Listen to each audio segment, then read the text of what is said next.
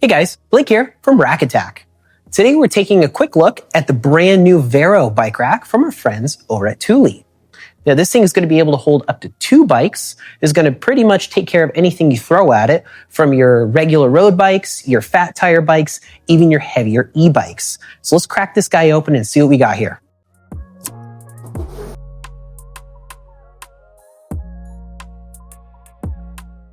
Well, first impressions so far, before we even get to building it, is that this thing is solid. Everything is packed nice and neat, everything is clean, and the instructions are very easy to understand.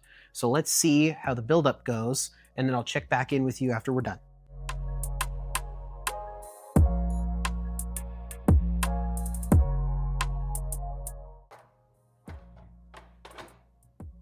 I mean, there you have it. Pretty straightforward build on this guy. It is really comprised of the main mast here, where you end up actually having the handle built into it.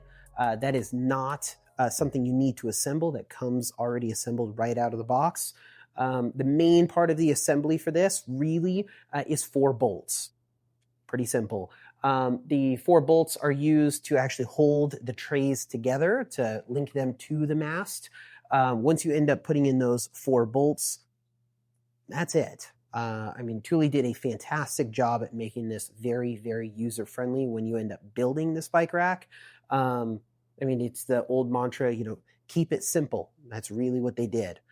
For me, the one thing it took me a few minutes to actually get the hang of, because this is the first time I've ever built this rack, was actually these guys. What these are used for is they kind of clamp onto the mast here that keeps the 2 trays together temporarily while you're actually putting in the bolts. So once you have this guy linked on there, you put in the bolts, and once you're done, you tighten them all up. These guys just pop right off. Pretty straightforward. But other than that, the bike rack does actually come with the transport wheels, which is pretty cool because on some other bike racks that Thule makes, that is actually an accessory that you end up buying after the fact. So the fact that it comes with it is pretty awesome as well. And you see the little change of scenery here. I actually had to change out for my rack cactus, as we call it here, because my little stand over there actually was not holding this guy up. So want to make sure you guys are actually able to see the bike rack. And now next step we're going to do is we're going to put it on the car so we can see what makes this bike rack really tick. So let's check it out. Now the true hero of this bike rack is these rotational arms. Now you start seeing these arms be used in a few different Thule's bike racks now because they are so darn good.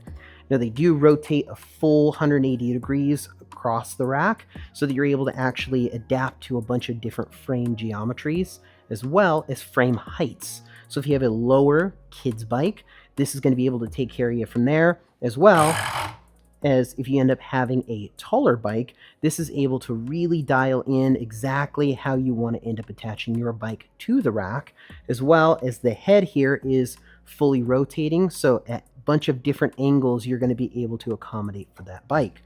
As well as partnering that with the stainless steel band here that is coated in rubber. That is going to make sure that you don't end up actually scratching your frame by mounting it to this bike rack.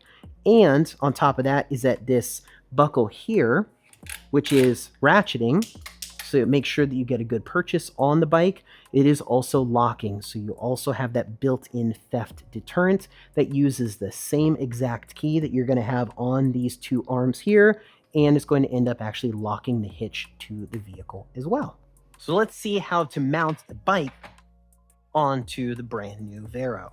So before you end up doing that, you end up kind of wanting to get it prepped and ready, meaning you want to end up opening up your arms. I'm guessing, doesn't really matter at this point because I'll dial it in when I end up getting my bike on there. I'm guessing it's going to be about this height, give or take. Now also I want to open up these straps as well. I just tuck them on the inside here, so it makes it easier for me to thread it in through the wheel. And that's pretty much it. Now, when I have only 1 bike onto the rack, even though this does hold 2, you always end up actually wanting to mount the bike closer to the vehicle. Now, typically, the reason why you would do this is that when you end up mounting it to the outer tray, you get a lot more bouncing, and we want to minimize on that as much as humanly possible. So when you're only running with one bike, always do it on the tray that is closest to the vehicle. Now, you would also do that if you had one bike that is heavier than another.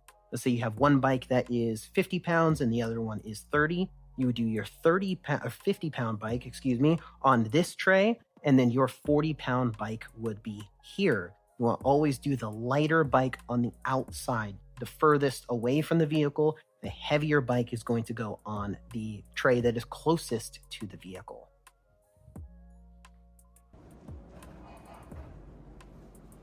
Now, always when you end up mounting your bike on here, you want to grab onto the front fork so you don't end up having this guy swinging around while you're trying to load the bike on. Now, ahead of time, I also unlocked the straps here for the front and rear tires, so it makes it a little bit easier. So while I'm holding on to the bike, I actually don't have to go around and undo those. Now, granted, that's not a requirement. It's just something that you end up doing as you load and unload your bike on these racks over time. You start to come up with little tricks to be able to make it a little bit easier for you. Now, the main thing you want to do first in this bike rack is to be able to adjust the arm itself. Now, this arm, as we talked about before, is going to be fully telescoping and it is going to be rotating. So it makes it very, very easy to be able to mount this to the bike. Now, in this particular case, you can mount this at a bunch of different locations on it, but right now we're going to mount it onto here. So to be able to do so, I want to rotate the arm as I'm holding on to the bike. I'm going to rotate the head a little bit.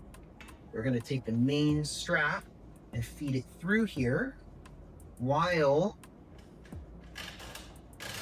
I'm going to feed it through. All the while making sure that this main little pad here is the part that's actually touching the frame, because over time we don't want it to wear away any of the paint. Now, right now the bike isn't going anywhere. That's why typically you end up wanting to do the middle attachment point first, so that you can now go around and you can do the fine adjustments on the front or the rear wheel. So in this particular case, there is no exact rhyme or reason on which tire to do first, but we are going to end up doing the front tire first in this particular case. Now, you can always take your tire and rotate it a little bit as need be, because the main reason we want to do that is that I don't want to put any weight onto, or any stress onto these spokes here. So we're going to feed this in through here. Now, if you notice, I did not tighten everything there. I did not tighten everything here, because we're going to get everything loosely on.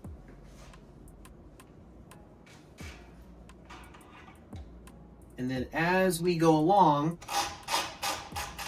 once everything's attached, then we can go around and tighten everything. This is how I personally do it. And when we end up having maybe some people who end up getting a bike rack here at one of our Rack Attack stores, I walk them through exactly this way. This is how I load my bike. If you find that your way is a little bit works better for you, there's nothing wrong with that, right? As long as you end up getting your bike from A to B and you end up abiding by the manufacturer's specifications, whatever works better for you. Now, in this particular case, all three of our points of contact are good to go. Now we use these ratcheting buckles to gradually tighten everything.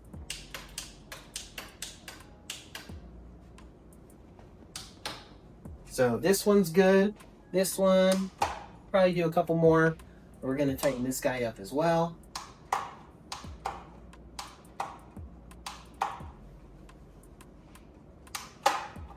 Now, this is on. This isn't going anywhere. So it's easy as that. So you have the three main points of contact. You have your front wheel, your back wheel, and the main telescoping arm here.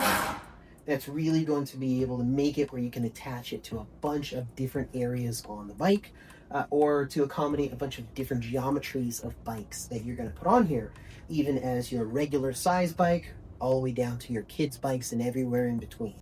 So let's run through some of the features of this bike rack without making this sound like a spec sheet. It's going to be able to hold two bikes at 80 pounds apiece. That is super, super important, especially for you heavy e-bike guys. Now, on top of that, this is going to be able to hold bikes with up to a 5-inch tire. It's going to be able to do 20 to 32-inch wheels on this guy, as well as it's going to be able to hold road bikes, mountain bikes, e-bikes, and all the way down to your little kids' bikes. So this thing is going to be one of the most versatile racks that you're going to be able to find on the market today. So if you're trying to find your Swiss Army knife of bike racks, I just found it for you. So now let's talk about some accessories that you can actually get for this bike rack to make your life a little bit easier.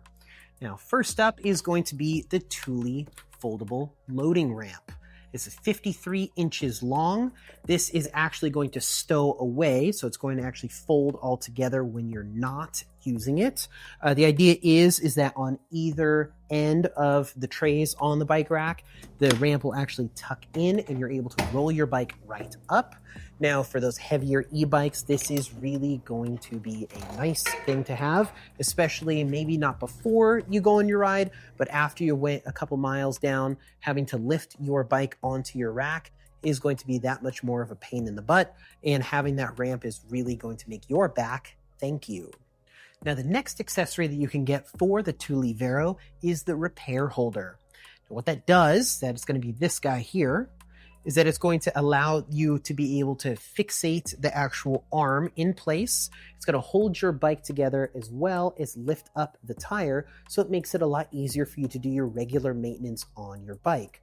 Or while you're out and about, if you end up needing to do an emergency tire repair, or you end up needing to work on your chain, you have a mobile bike shop on you at all times.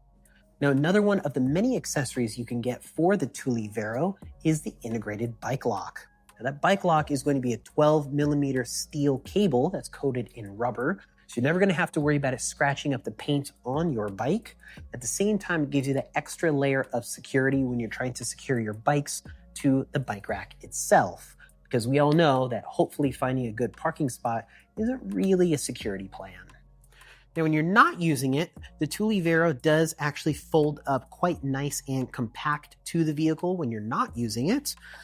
Now, when you are using it, of course, it does deploy down to here. Now, if you end up needing to get into the rear of your vehicle with bikes on it, it is also designed to be able to come down a little bit more. So it gives you a little bit more access to the back of your vehicle with the bikes on it. So you have to unload your bikes to be able to do this feature. So to recap, bring it up here,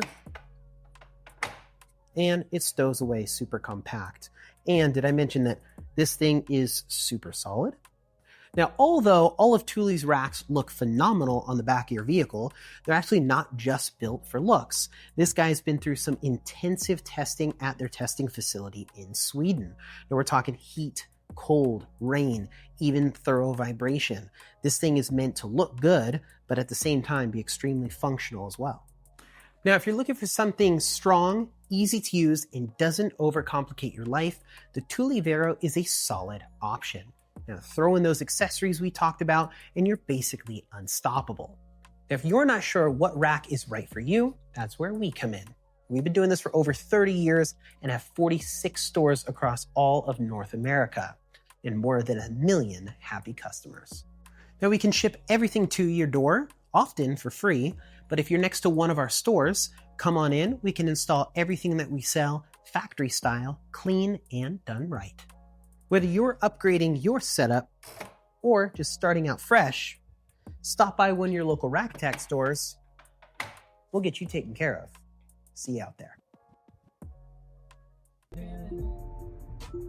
Walk it like I'm talking. Walk it like I'm talking. Walk it like I'm talking. Yeah, walk it like I'm